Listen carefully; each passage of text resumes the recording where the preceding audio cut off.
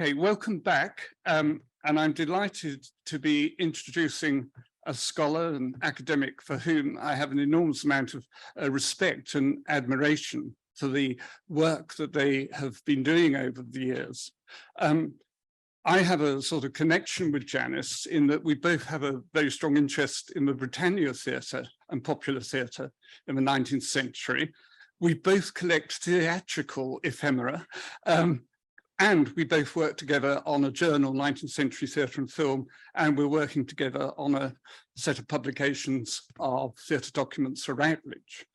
I think Janice has done some incredibly important work on 19th century theatre over the years, both more generally on popular theatre, especially the Britannia, but also on other aspects of popular theatre in the 19th century that has come out in a number of chapters in books and in refereed articles.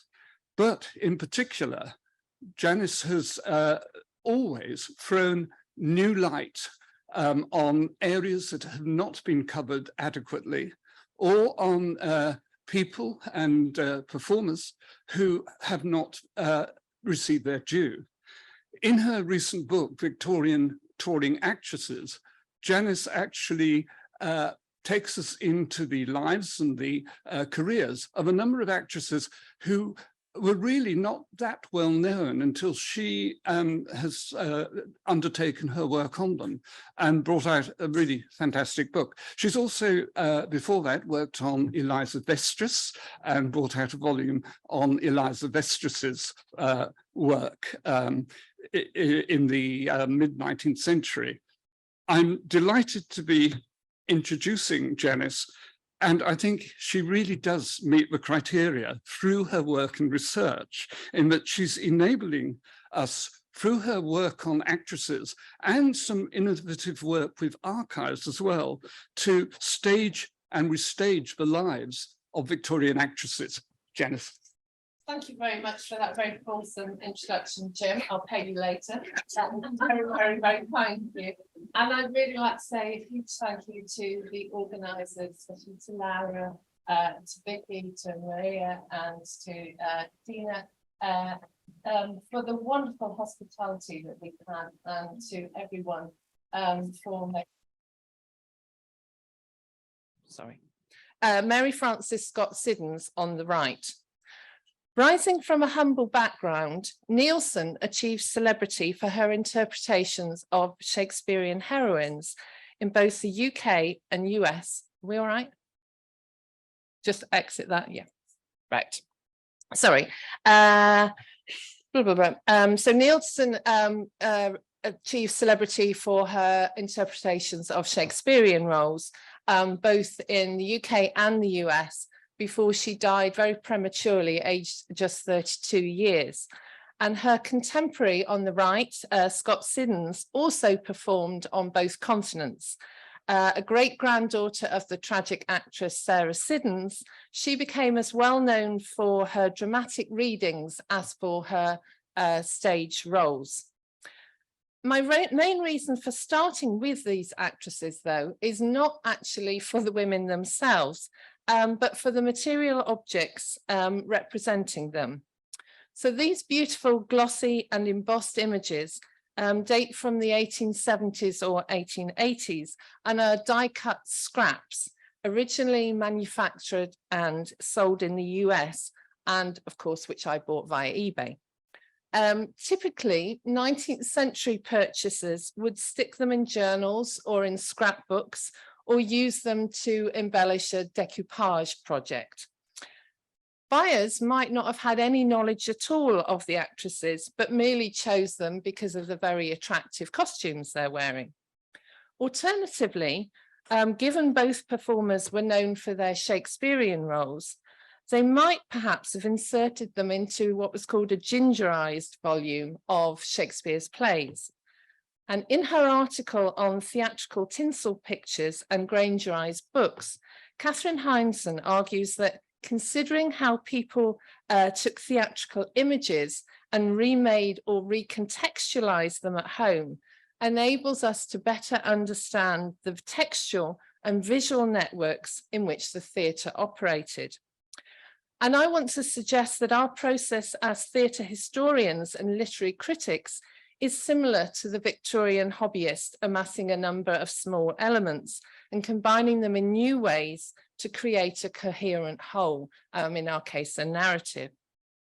And also that remediating these histories on the 21st century stage is a further variation on this. And I'm reminded of Beth's question yesterday to the first panel about bricolage and collage, and Rosario responding and seeing it as our way into the past. It fits very neatly with the PowerPoint I'd already created. So today I'm going to discuss certain aspects of my book before talking about a creative project I was involved with based on some of the research. And in doing so, I hope to raise questions about whose stories we tell and the value of reinterpreting Victorian actresses in 21st century performance. So the book Victorian Touring Actresses grew out of initial research into two actresses I'd come across through my research into the East End Theatre. One of them is Julia Seaman, who you see here, and the second one was Alice Marriott. My focus then slowly expanded to include the career and life histories of Eliza Weathersby, known particularly for burlesque actress roles, Lucy Rushton, really interesting, opened her own theatre on Broadway, didn't last long, but she had a good go at it. Adelaide Nielsen, who you've already seen in the first slide, and Louisa Cleveland and Emily Cross, and two others who I'll introduce as I go along. Now, I expect you haven't heard of these people and wondered why, out of the thousands that I might have chosen, why I featured these particular ones. Well, I was deliberately choosing avoiding what Susan Bennett has termed the revisionist historiographic practice that, quote, only allows women visibility as exceptions. So I was ignoring the innovators, the major celebrities, such as Eliza Vestris, Marie Wilton, Ellen Terry, Elizabeth Robbins, Mary Lloyd, all of those people who have been extensively studied. Not that there's not more to say about them, but I deliberately wanted to look elsewhere. So my subjects were all mid-tier actresses, all professionally active in the mid-19th century, worked for substantial periods of time outside of the West End of London, were acknowledged as being skilled in whichever chosen line of theatrical activity they took, and they all achieved a reasonable level of fame in their lifetime. And I also chose examples to represent diversity in terms of their background, their dramatic specialisms, and their career trajectory. And I also included actresses who had taken at least one major tour of the US and North America or to Australasia. So the book is structured thematically with chapters ordered to replicate a career. So I was hoping thus to expose the challenges and the opportunities encountered at each stage of a performer's life. But because this call for papers for this conference was particularly interested in female managers, that's the aspect that I thought I'd discuss today. So a move into theatre management opened up the possibility of amassing greater profits, gave the actress more autonomy over what she could play, and offered her the advantage of being physically located in one place for a sustained period of time, which I think we shouldn't underestimate as being a huge advantage, especially if you've got a family. And the practice is significant because, as Tracy C. Davis confirms, quote, in 19th century Britain, theatre is the only branch of industry or commerce where women in significant numbers were upfront business executives. Yet despite the wealth of evidence pointing to women's managerial proficiency, they were insufficiently celebrated in contemporary journalism and until relatively recently were largely omitted from theatre histories. In the making of the West End stage, Jackie Bratton attributes the male focus filter in part to the veneration for the fin de siècle stage and its endemic misogyny. She reclaims women's history of West End theatre management in the mid-Victorian era, giving examples of different managerial models. The three women I'm going to discuss assumed management responsibilities outside of that iconic West End theatre land with varying degrees of success. Firstly then, Alice Marriott. Known professionally as Miss Marriott, had begun acting in the early 1840s, developed a successful career as in tragedy particularly, in regional theatre, and made her London debut at Drury Lane in 1854. And in 1860, East End proprietor John Douglas invited her to assume the role of temporary directress of his standard theatre in Whitechapel, which is in the East End.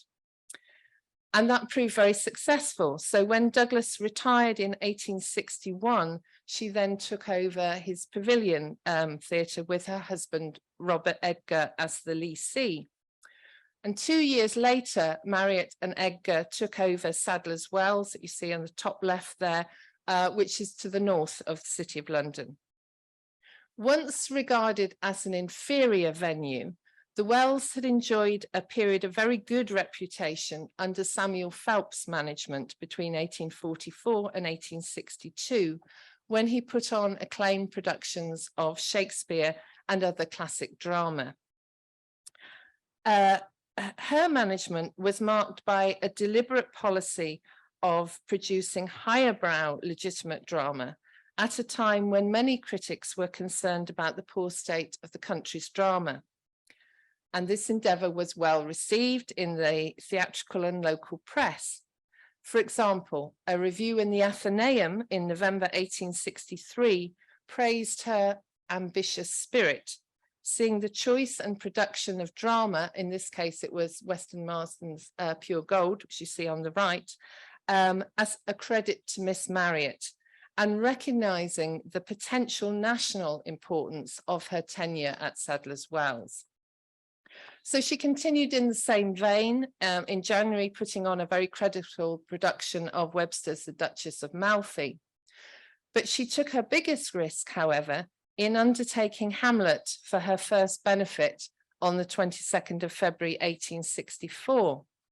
And her success was hailed in the Times as most signal and unequivocal, and it proved popular with audiences. And several papers at the time acclaimed it as the first time that the part had been played by a woman in London. Reviews generally continued to be very favourable, except for when she staged William Souter's sensation drama, Baccarat or Knave of Hearts. And as the Athenaeum's critic remarked, the Clerkenwell population to whom this theatre is indebted for steady support are not likely to patronise melodrama in any shape. Later, other sensation dramas would be praised, but her staple productions continued to be of a more refined character. And Marriott's success at Sadler's Wells enabled her to use that London theatre as a stable base from which to make tours of the provinces, usually in the summer, and to go to America on tour, either on her own or accompanied with members of her company, as she did from April to September 1866.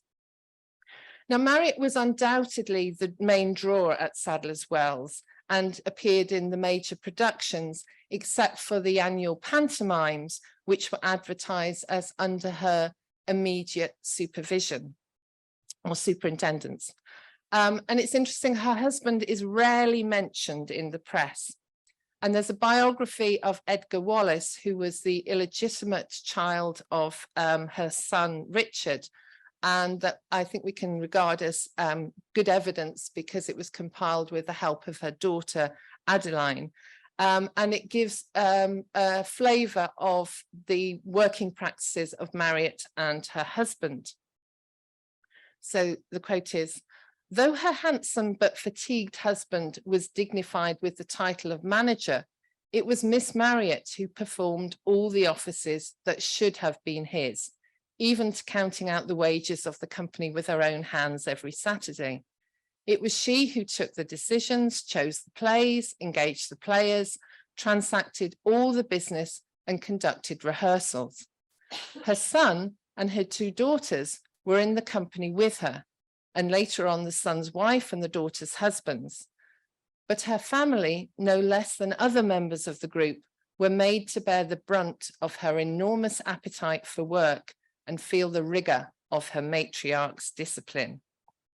So this managerial model can be compared to that of two more famous 19th century couples, Eliza Vestris and Charles Matthews, and Marie Wilton and Squire Bancroft. All three managements were associated with an improving agenda in relation to audience composition, to the physical environment of the auditoria and theatre facilities, and also to the repertoire. But importantly, unlike the other men, Edgar was not an actor, so was only involved behind the scenes. After he died in May 1871, Marriott never again ran a permanent theatre, presumably having no desire to take on the responsibilities of the leasing. However, she did take charge of touring companies, either aided by her son Richard Edgar or her son-in-law Henry Joseph Barrett. So you could say that in general, Marriott's experience of management was largely positive, but that wasn't always the case for female managers, and failure could have a very negative impact on an actress's career. The percentage of female managers whose endeavours terminated in bankruptcy was actually low, leading Bernard Ince to view it as, quote, "a measure of their remarkable success in a precarious profession." Despite this, for those women who became bankrupt, the fallout could be devastating, as is the case with Lady Don. Emily Eliza Sanders followed her father into the acting profession and specialised in burlesque roles. In 1857, she married Sir William Henry Don, a very interesting man I haven't got time to talk about, a Scottish baronet who had gone through all his money and so was forced to go on the stage. And the two of them together toured the UK, and especially for Miriam there, you can see in Frankenstein, amongst other things. And then they went on to tour in Australia and Tasmania, where he suddenly died in 1862. She came back shortly afterwards, but went back out to that part of the world for a second tour, in which she included managing some theatres in New Zealand and Tasmania, before she returned to the UK, taking over as leasee of the New Theatre Royal in Nottingham in 1870 in August. And in Nottingham, the initial months appeared to augur very well, yet she was declared bankrupt the following June. She had opened the theatre with an experienced actor, Clarence Holt, as her stage manager, with Henry Dolan Wilton, her acting manager, and a company, most of which were new to Nottingham. Now, appointing Holt was a particularly astute move, as it meant that she had an actor who was capable of putting on playing tragic roles, serious characters. So within the first few weeks, he played leading parts in Macbeth, in Hamlet, in Belphegor, and in The Barricade, which was a dramatisation of Victor Hugo's Les Miserables. So Don was therefore able to cater to patrons who wanted tragic and serious drama, as well as the comic and lighter pieces, which in her own performance she specialised in. Now, typically when a new management took over a theatre, they sought to put their stamp on the establishment by refurbishing it. And the cost of those renovations could be recouped, or hopefully would be recouped, through ticket sales once the theatre was open for business. But it did involve obviously financial risk in doing that, and a financial commitment. Don's remodelling of the Nottingham Theatre included a new act drop and private box accommodation, and were reported to have cost over £1,500, which is quite a lot of money going back then.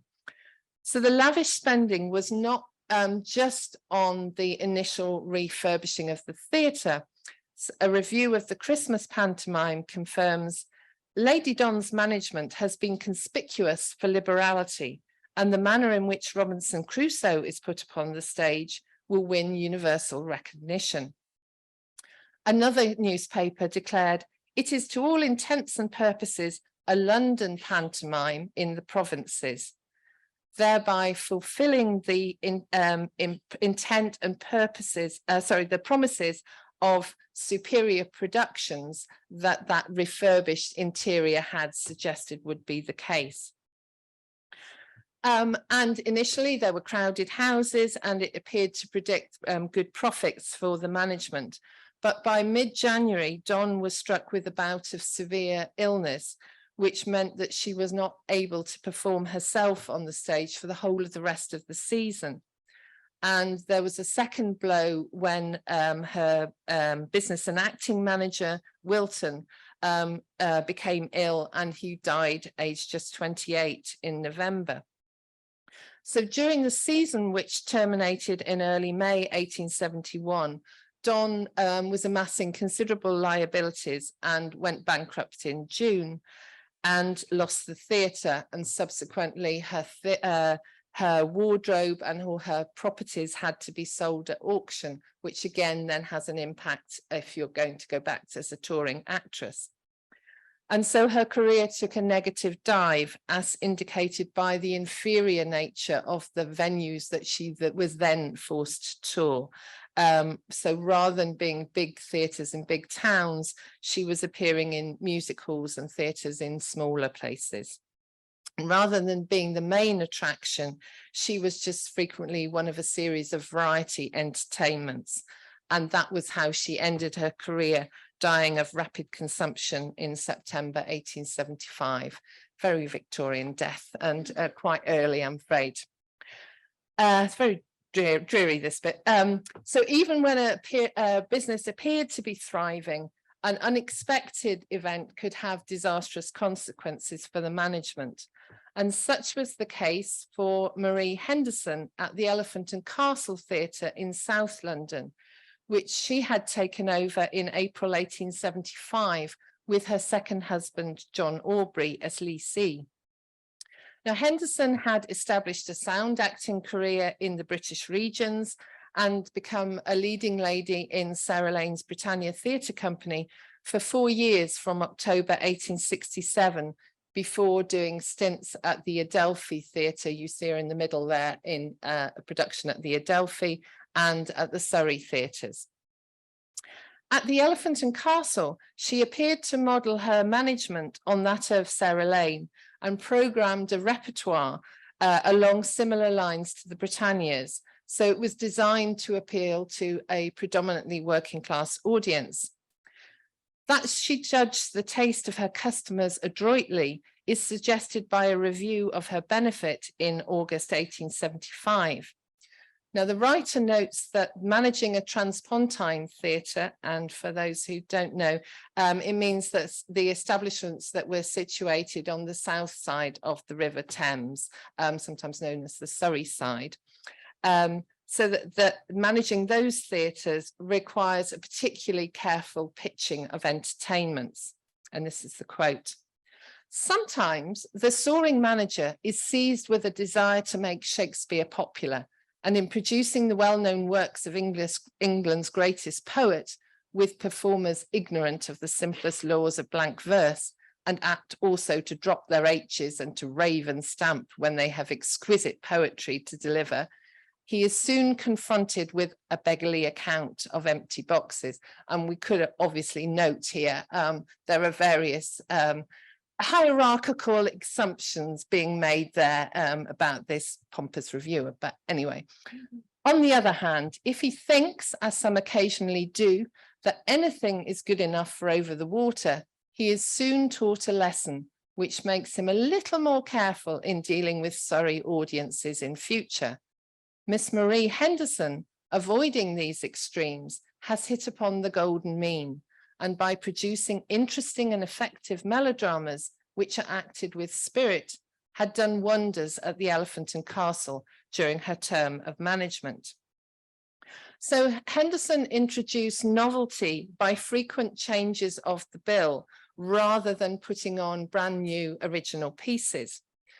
The majority of the melodramas that she put on were established plays by authors like William Souter, Edward Sterling, and Colin Hazlewood, a number of which Henderson had herself acted in previously when at the Britannia. So in 4 years of operation at the Elephant and Castle, only 16 new pieces received their premieres there. And that included 3 pantomimes, 10 dramas, 2 farces, and 1 burlesque. Although several of the other pieces were having their first London showing, so they were new to the capital, if not new pieces. Of the new pieces, the romantic and sensation drama Women's Love, or A Gypsy's Revenge, is typical. Starring Henderson in the starring role, and written by Henry Cleveland, who was an actor in the company, it earned a favourable, if condescending, review in the era. Literary merit it has none, but it must not be denied that its action is brisk and that its story, if somewhat complicated, is also somewhat interesting, and the sundry situations have been contrived exactly suited to the tastes of the audience which assemble here. So as in so many reviews, the critic assumes a homogeneous appetite in the theatre's patrons, implying that it's different from the more refined palate of West End audiences. So although catering to the preferences of the theatre's demographic would seem to be obvious, many managements failed because they did not deliver appropriate entertainments. An important part of the theatre's finances was the revenue from the Christmas pantomime, but that also involved considerable outlay. For Tom Tom, the Piper's Son, or Harlequin, Simple Simon, the Demon Pieman, a Mary, Mary quite contrary, which was the title of the 1875 pantomime written by W.M. Ackhurst, and in which Henderson starred as Tom, extra money was spent on the lighting, which the management duly promoted in advertisements. So here's an advert. The limelight has been fitted throughout the house at a heavy outlay and entrusted to Messrs. Morgan and Son of the Crystal Palace, and will illuminate the stage from the ceiling and other parts of the house in order that the numerous lights may have the desired effect, and which has never been attempted at any other theatre in the metropolis. Now, what's important about that is not the use of limelight, which actually was in use in lots of other theatres at the time, but the management had the funds to invest in that in their establishment. And Henderson and Aubrey were so confident of their ability to attract large houses and the resultant continued financial success that in March 1876, they also took over the nearby Victoria Theatre, now the Old Vic, and they ran both houses simultaneously, with Henderson dividing her performances between the venues. And if you're not familiar with them, there's only less than 3/4 of a mile between the two venues, so it was logistically possible for them to do this. Although the new establishment, i.e. the Vic, opened with a performance of Richard III, and this was followed by a production of Macbeth, in which Henderson's Lady Macbeth was marked by much dignity and histrionic power, which might suggest that their intention would be to produce more legitimate drama. In fact, much of the scheduling was of melodramas. So there was very little difference between the repertoires at the Elephant and Castle and the Victoria. The difficulty of making both establishments attractive to audiences proved too much of a challenge, forcing Aubrey to advertise for touring companies to come and fill the Victoria for certain weeks. But at the Elephant and Castle, the management kept up a steady stream of novelties and was able to claim by the end of September 1877 that in 2.5 years of business, the theatre had been closed for only 11 days. This was to come to a dramatic and sudden end in the early hours of the 26th of March 1878, when the theatre was totally destroyed by a fire. The theatre was rebuilt, reopening in May 1879. But unfortunately, Henderson's managerial experience at the new Elephant and Castle was less happy, and within a year, the landlord had repossessed the theatre. 6 months later, her local vicar launched a campaign to raise funds for her, citing a doctor's certification that she was suffering from an irreversible brain disease. Now, that letter attributed her loss of reason to the severe shock of the fire, but actually evidence from the Bethlehem Hospital where she was taken reveals she was displaying symptoms of mental disorder consistent with syphilis. And she died, yet again, on 10th of April 1882, and her managerial achievements were quickly forgotten, though local legend has it that her ghost haunted the building. 135 years later, Jim Davis and I were both involved as advisors for a community theatre restaging of Henderson's story. The Elephant and Castle Theatre had subsequently become the Coronet Theatre, later morphing into a cinema and then into a music venue. But in 2017, it was about to be demolished as a big redevelopment of that area. And so the People's Company, based at Southwark Playhouse and directed by John Whelan, devised a production called The Melodramatic Elephant in the Haunted Castle. And talking to the amateur performers, the story had resonance for them because of the local association and the human interest of a woman coping with memory loss as a result of illness and still performing. And that production was followed by an exhibition. So returning to the Victorian age, it's important to recognise that Marriott, Donner and Henderson are not exceptional. Many women were involved in theatrical management across the 19th century. For example, Ellen Nye Chart ran the Theatre Royal in Brighton for 15 years after the death of her husband. Mother and daughter Marianne and Kate Saville jointly ran the Nottingham Theatre before Don did. Sarah Thorne had successful periods of management at the Theatre Royal Worcester and more famously at the Theatre Royal Margate before opening her School of Acting. And Sarah Lane was de facto manager of the Britannia Theatre in Hoxton, even before her husband's death, and continued for 28 years afterwards. So although a woman manager was not unusual, that is not to say they didn't face particular problems because of their gender. Legal restrictions on their access to finance meant that, in Tracy Davis's words, women were blatantly socially disadvantaged. And they were also locked out of important networks of theatrical power, such as the gentlemen's clubs. But on the positive side, most had a deep understanding of the workings of the industry, since the majority had spent time as actresses and or had grown up amongst the profession. My research reveals a few common features that distinguish women's management in this period, although it's important to state they're not representative necessarily of all theatrical female businesses. Regrettably, none of the studied women were able to develop fruitful and long-lasting partnerships with a leading playwright in the way that Vestris had with James Robertson Planchet at Covent Garden and the Lyceum, or that Wilton did with Tom Robertson at the Prince of Wales's.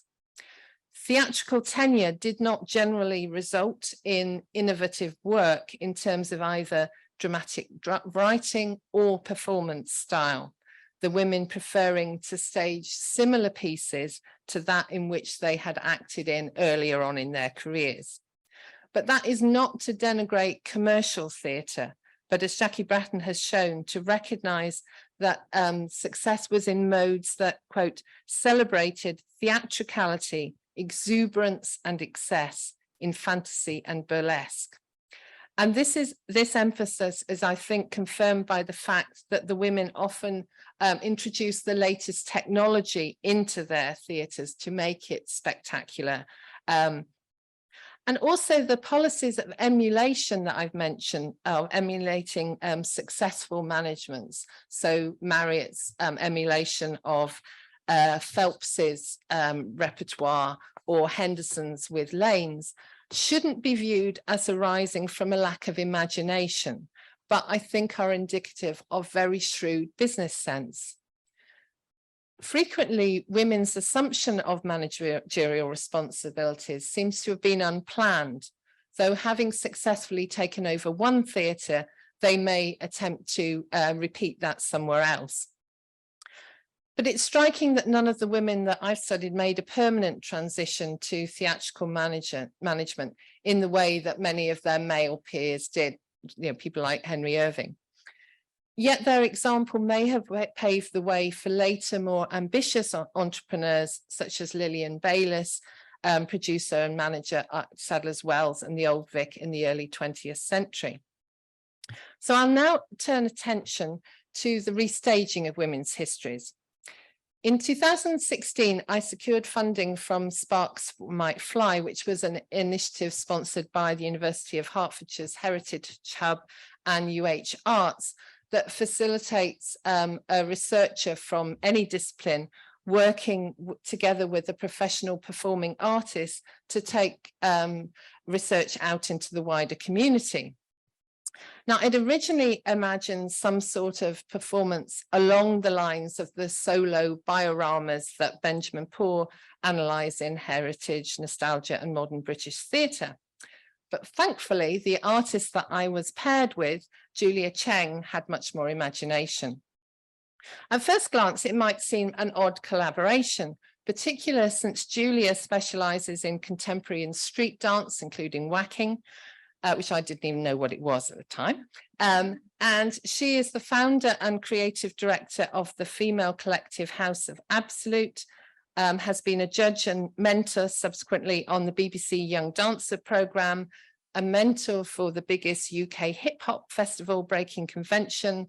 She's choreographed opera at the Royal Opera House and has been the Philharmonia Orchestra's artist in residence for 2022.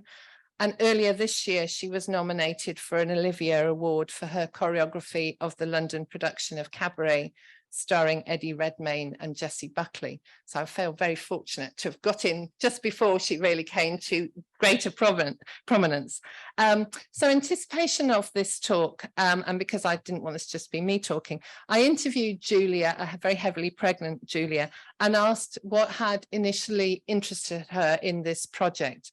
And now I'm going to have to come out of my PowerPoint for a minute and see if I can do it. Is it that one?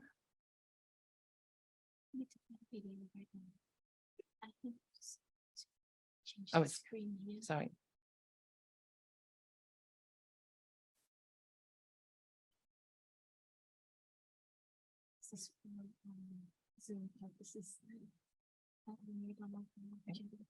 Thank you. Hopefully this will work. Yes. What I remembered was because we could choose between different people that we always apply and different lecturers and subject matters. There was quite a few different people that you could propose your like who you'd like to work with and why. And I remember I looked at all the different types of lecturers and researchers that were working at that time. I'm thinking you jumped out to me because I thought, oh, actually, I had not long set up a company that was, pushing more voices of women and women of colour as well. For me, particularly, that I wanted to show more in the creative industry. And I thought, not show, but like have it more visibility, or to like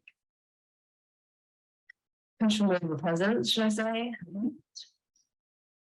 share new, like different creative voices in the industry. So I remember what your research topic was and your specialism there's like women in theatre, and I know it was in a different century, and like the fact that that was the focus was quite interesting to me, and I'm thinking that coincides with my values and what my instinctive kind of plight is in the creative world. But within literature, within theatre, within an academia setting, I just thought that kind of intrigued me. So that's what kind of pulled me more to gravitate to you and like what you research. And I thought, you know what, it'd be really cool to work with someone who's really a master in the field of a really specific area, and to see what I would share from that and how would I interpret those things. So that's the initial kind of. That's really interesting. I think it was certainly for myself, I found it a really interesting process, and had huge respect for your skills and background, which were very different from mine. And I value the fact that you didn't approach the performance that you were doing as you weren't trying to put on stage the stories that I were telling you as they were. You were actually doing something creative with it. Could you say anything about how you saw your interpretation of the sort of bare bones of the histories that I gave you?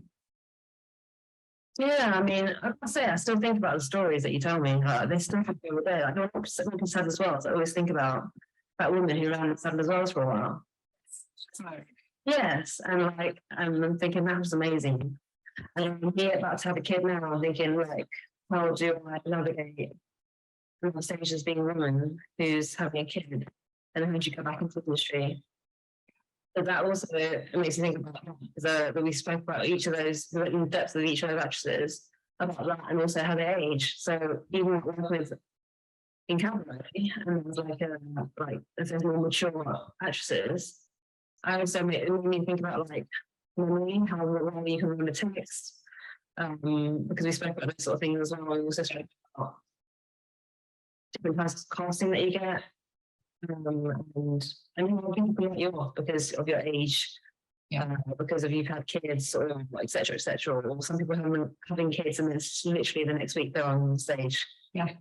And so there's all these sort of things that were in my head all the time. Actually, there was coming back into my it wasn't processes now. And there's little stories of women. How did I interpret those stories within the work that we did, and how we translated that, or what the expression was, I guess, from all those different stories that we showed, and all the, there was so much material, wasn't there? Lots of paper, wasn't there? Lots of paper, lots of archive work, lots of reviews, lots of newspaper cuttings, lots of image cuttings, lots of press releases and things like that. Really symbolic of their time, but also memories of and fragments of their memories. And I guess for me, like how we interpreted it was more look at the fragmentation of those memories, but also like symbolism of a lot of themes that came up, and how mysterious those things are for us because they're so disconnected from being so long ago, but also so resonant because we're also like another generation of women, that time was me, Lulu and Faye, interpreting and learning about all these different stories and finding that we're not actually that far from us in a way we were looking for to push the same plight in the field, not dance or theatre or music. So I believe that why I let that run on there is that Julia's response really answers Vicky's question for early on why it's important to look back and think about these women. Uncovering, thank you. Uncovering these histories is important for what it tells us about the operation of power in the past and the present, and for how the historical subjects' experiences connect with our own. And our project thus fits within the model Ryan Claycomb discusses in his book on autobiography and biography on the feminist stage.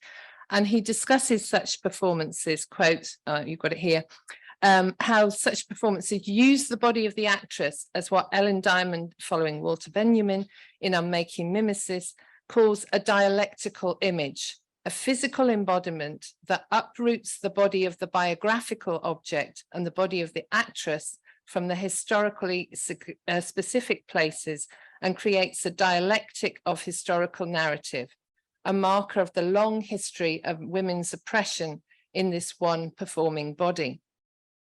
Now, our funding was limited, but we were working towards the sharing of a short performance called Ghost Papers. This hopefully, sorry, I forgot that. As we collaborated, Julia found visual images of the actresses and theatrical ephemera became prompts to energize ideas. As Susan Sontag famously wrote, narratives can make us understand. Photographs do something else. They haunt us. Just for you, Rozai. Just like the scraps with which I began my talk, these two-dimensional paper objects recording traces of something that no longer exists haunt the imagination. So Ghost Papers is a three-dimensional bodily response using paper as an important reference point, and indeed during the performance another visual artwork was created. Julia was particularly intrigued by the carte de visite of Marriott and Seaman in a role as Hamlet, as you see this, and that led to an interpretive dance holding a skull. Another aspect that promoted particular interest was Henry Irving's 1888 Lyceum production of Macbeth, in which both Marriott and Seaman were witches, and it was the first occasion where women had played those parts. So this is a much shorter clip about the creative process. We'll give you a bit of an idea.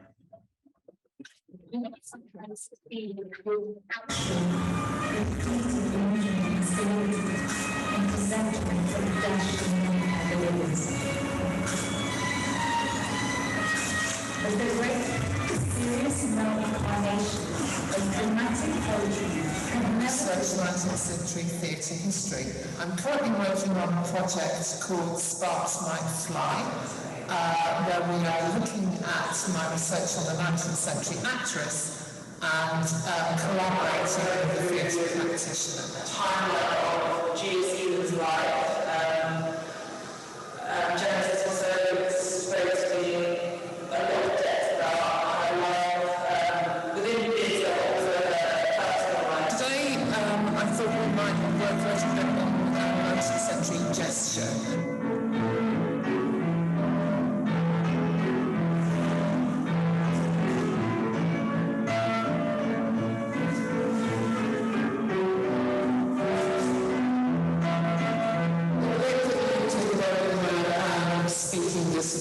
Speech there. That was both an introduction and briefing with the creative team. We have Faye, reader, performer, dancer, Kathleen Pagoda, artist and sound designer, Lula, vocalist, also performer. I've kind of given a very quick briefing about Miss Marriott and Julia Seaman, and we're just gonna play actually. It's fun to play and see what we pick. At the moment we've got a lot of great strong imagery.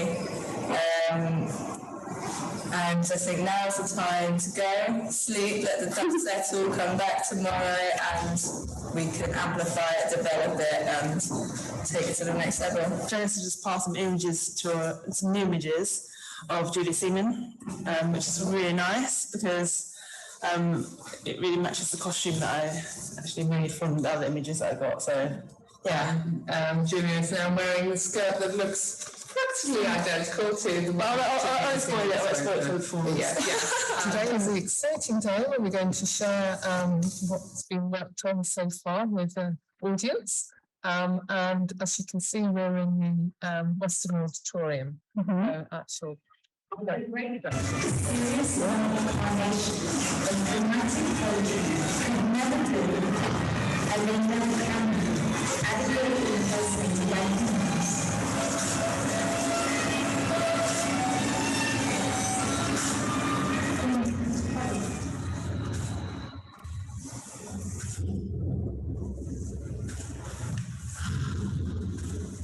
We've just finished our kind of day evaluation and post-performance discussions on the R&D process, our project, Both Papers, working title, and we had a really good discussion from my point of view of how things can develop and what avenues we can take that, and a lot of food for thought and a lot of things to think about, to refine actually. And digest. Really? Yeah, it's been such a fun. Right, I'll stop it there because of time. So you might have noticed some of the performance music was derived from a waltz, which was dedicated to Adelaide Neilson, you see here.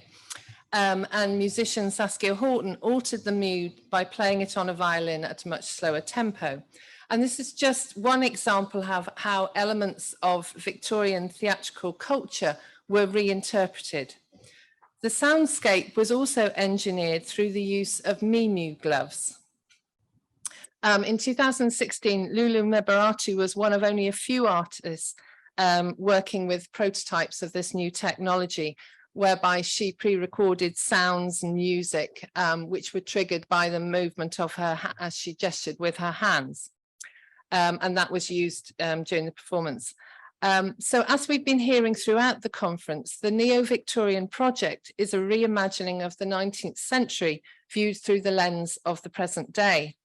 Kate Mitchell describes Neo-Victorian fiction as containing traces of both alterity and continuism. They produce both the shock of recognition and the fright of estrangement. So our project grew out of the recognition, but perhaps in its form gestured to the estrangement. But one of the things that the collaboration looking back on has highlighted for me, is that although I was consciously following a feminist agenda in recovering hidden histories, paying attention to women who have been largely forgotten, I didn't sufficiently consider the issue of race beyond how it appeared in the repertoire. Perhaps that was inevitable, given that I didn't come across any actresses of colour in my research, and so certainly no female equivalent of Ira Aldridge on the 19th century British stage. But since there were different ethnic minorities in all the major UK conurbations, and of course in the US and Australia where my actresses toured, the lack of representation on the stage is itself instructive. But I think now that this is a potent reminder that the choice of whose stories we tell is always ideologically charged. Julia, with her Chinese heritage, and Lula of Eritrean background, we're more clearly thinking about what resonances there might be between different cultures. Sadly, the project with Julia has not been developed further, and now through after post-pandemic, it's unlikely to be. But the traces of this performance exist on video rather than paper. So if you're interested, you can watch another video about it on YouTube. Just search for Ghost Papers and my name. And to conclude with a bit of shameless advertising, sorry. My book, to coincide with the conference, is on discount, still ridiculously expensive, but it's a discount at the moment. So if anyone's interested, take advantage while you can. And I think I better stop. Gracias.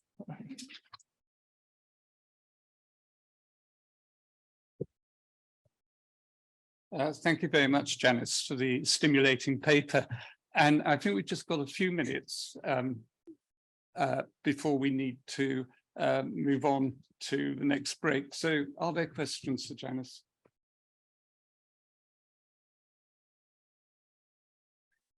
No.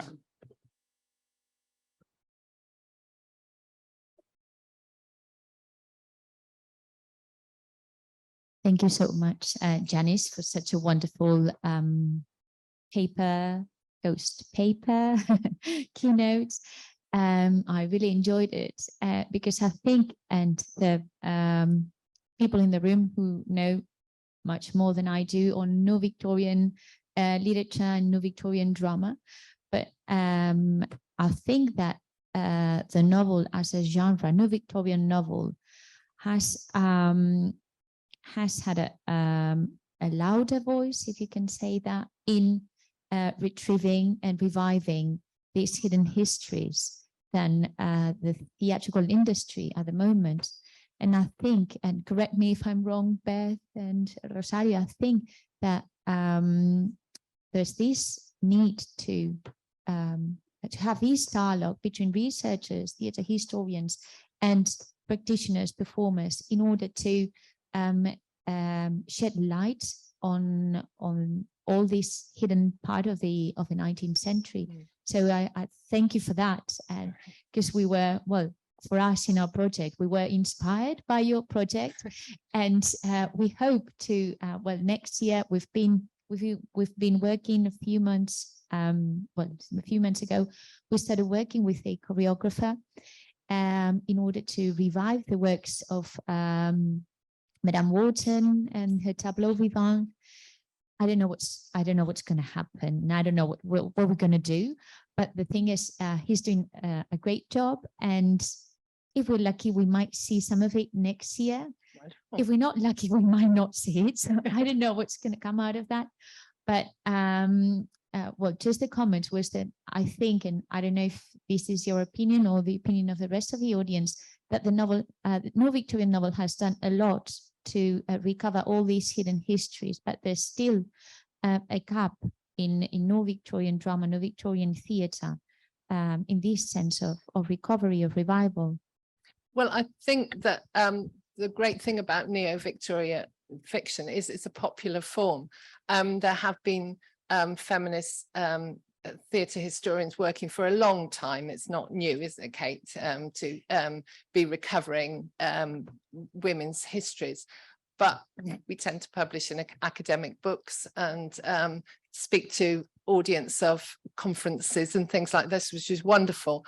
But the general public doesn't know. And I think it's really important for people in the performing industry to have a good sense of their own history. And that's what I got out from working with Julia and Lula. And they said, when we were at drama school, we didn't get any of this. I had no idea. You know, Julia works in Sadler's Wells often, and she had no idea that a woman might have been running that theatre in the 19th century.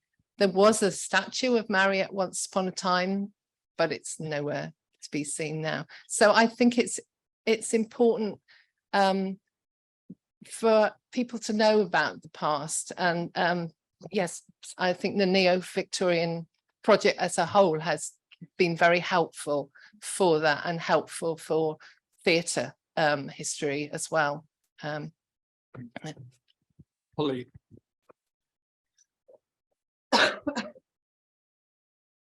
mean, I'm just imagining that woman's life, running Sadler's Wells, bringing up a family. Sounded like, when you said she was literally counting out the wages as well as playing the main part. I mean, it kind of, yeah, quite mind-blowing, thinking of the amount of things that she must have been doing, and playing Hamlet, you know, really taking centre stage in a way that we don't generally think of Victorian women having that kind of visibility.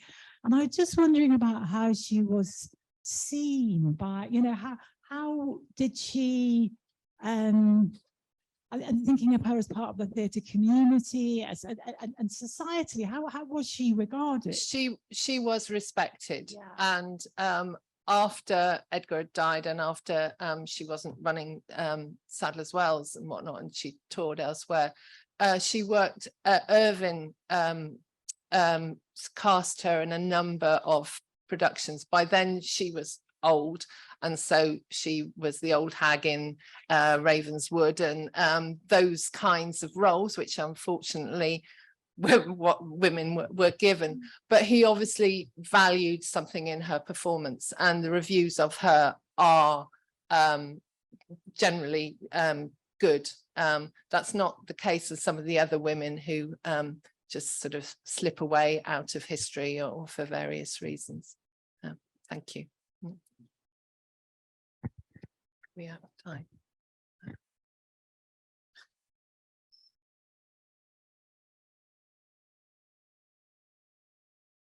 Are there any more questions?